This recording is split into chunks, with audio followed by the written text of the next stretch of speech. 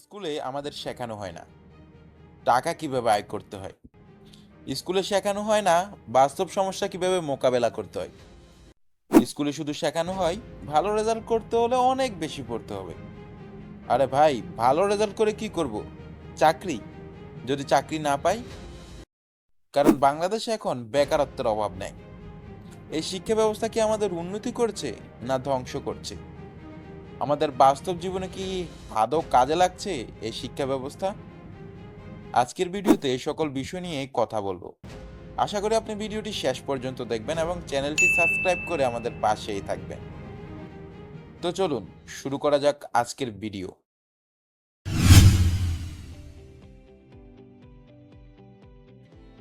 আজকের গল্পটি আমার না, তবে বাংলাদেশের এক বেকার যুবকের।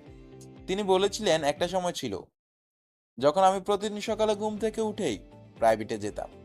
ইংরেজি, গণিত, পদার্থ সব পড়তাম আর গিলতাম। সূত্র মুখস্থ করতাম। A plus B whole square is equal to A square plus two A B plus B square, এরকম অনেক সূত্র আমি শিখে ফেলেছিলাম এমনভাবে যেন চোখ বন্ধ করলেও বলতে পারি।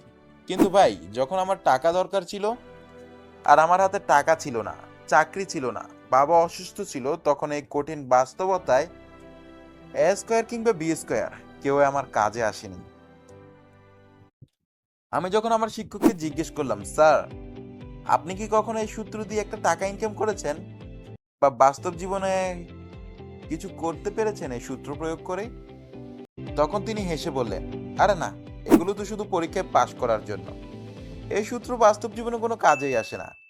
আমার স্যার আমায় শিখিয়েছে আর তাই আমি তোমাদের শিখাচ্ছি, এই আর কি। তখন বুঝলাম আমরা এমন একটা শিক্ষা ব্যবস্থার ভেতর পড়ে আছি যেটা আমাদের জীবনের সমস্যার সমাধান শেখায় না, শেখায় কিভাবে পরীক্ষায় পাশ করতে হয়, কিভাবে অন্যের গোলামি করতে হয়, চাকরি খুঁজতে হয়। এবং সেখানেই শুরু হয় আমাদের সিস্টেমেটিক ধ্বংস। বাংলাদেশের এই শিক্ষা ব্যবস্থার বাস্তবতা হলো চাকরি খোঁজা। কারণ বাংলাদেশের এই শিক্ষা ব্যবস্থা প্রায় 200 বছর পুরনো।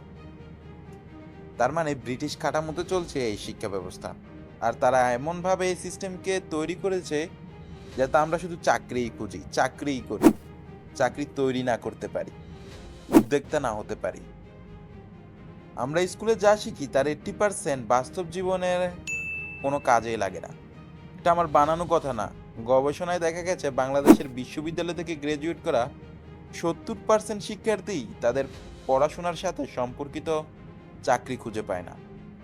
অর্থ উপার্জনের মৌলিক শিক্ষা, যেমন ব্যবসা, finance, digital skill, self branding, এগুলোর কোনোটাই স্কুলে শেখানো হয় না। তাহলে স্কুল শেখায়টা কি?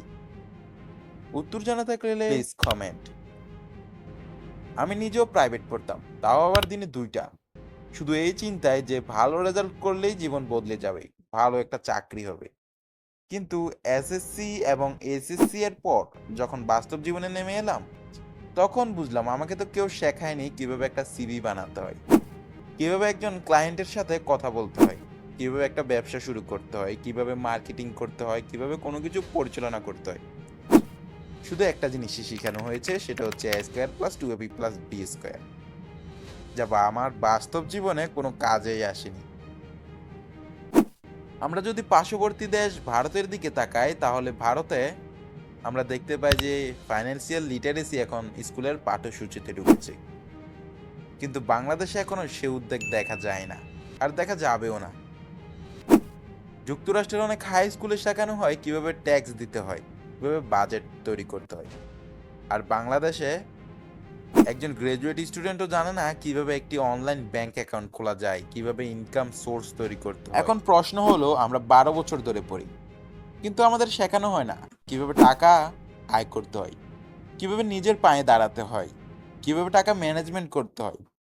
বরং আমাদের শেখানো হয় সূচক, লগারিদম, ত্রিকোণমিতি, মুখস্থ রচনা ও সংজ্ঞা, বিবিধ প্রাণীর শ্রেণীবিন্যাস, কঠিন ব্যাকরণ ও সমাস, জ্যামিতির জটিল প্রমাণ, পরীক্ষার জন্য মুখস্থ উত্তর। জীবনে এগুলো শিখতে পারতাম যা আমাদের কাজে লাগতো। স্কুল আমাদের এগুলো শেখাতে পারতো, যেমন অর্থ ব্যবস্থাপনা, আত্মবিশ্বাস ও কমিউনিকেশন স্কিল, প্র্যাকটিক্যাল ইংরেজি স্পিকিং, কেরিয়ার পরিকল্পনা, স্কিল ডেভেলপমেন্ট, অনলাইন ইনকাম ও ডিজিটাল স্কিল, মানসিক স্বাস্থ্য, স্ট্রেস ম্যানেজমেন্ট, উদ্যোক্তা মানসিকতা, ক্রিটিক্যাল থিঙ্কিং। আসলে বাংলাদেশের এই পুরো সিস্টেমটা এমনভাবে তৈরি যেন তুমি চাকরিজীবী হও, যেন তুমি প্রশ্ন না করো, যেন তুমি কেবল কাজ করো, কিন্তু নিজের ভবিষ্যৎ নিয়ে না ভাবতে পারো। তো এখন কি করবে? আমি আর তুমি তো আর এই সিস্টেমটাকে বদলাতে পারবো না, বরং আমরা এই সিস্টেমের দাস না হয়েই নিজেরাই বদলে যেতে পারি। এখন তোমার প্রশ্ন হতে পারে কিভাবে? তাহলে শোনো, নিজ থেকেই শেখা শুরু করো। বর্তমানে ইউটিউব, গুগল, উডিমি, কোর্সেরা আজ তোমার হাতের মুঠোয়। এগুলোতে তুমি যে কোনো স্কিল ফ্রিতে শিখতে পারবে। আজকাল টাকার উৎস হচ্ছে এই skill. Digital marketing, video editing, content creation, coding, এগুলো শিখো।